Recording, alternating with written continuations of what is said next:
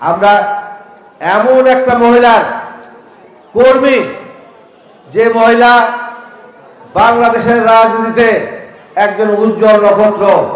উনি বাংলাদেশে 23টি আসনে 23 বার নির্বাচন করেছে, নির্বাচনের জন্য উনি অংশগ্রহণ করেছেন।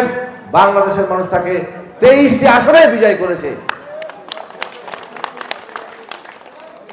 সেই নেত্রী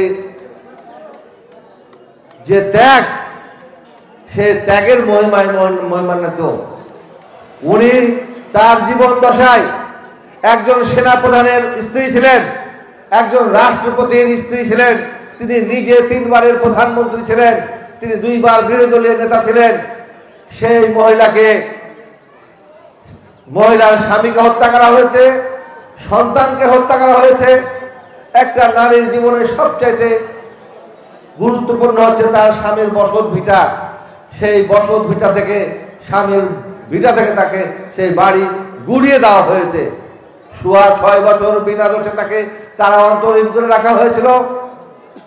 এখন উনি জীবন মৃত্যুর সান্নিধ্যে আছে, ওই কারাগারে তার চিকিৎসা পর্যন্ত করতে দেয় নাই।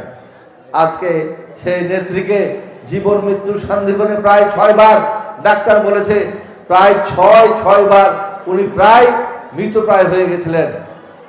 আমরা সেদিন ঢাকায় গেছিলাম, তার জ্যেষ্ঠ পুত্র তারেক রহমান সেদিন বলছিল যে আমার মা বেগম খালেদা জিয়া হচ্ছে আমার মা। তারেক রহমান এই বক্তব্য দিয়েছেন।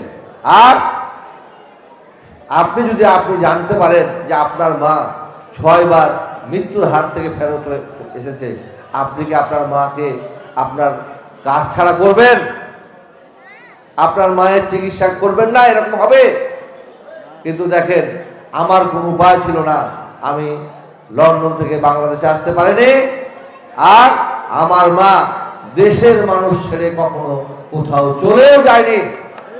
এই জন্য বেগম খালেদা জিয়ার ত্যাগের কাছে আমরা যারা আছি, আমাদের ত্যাগ অত্যন্ত নগণ্য।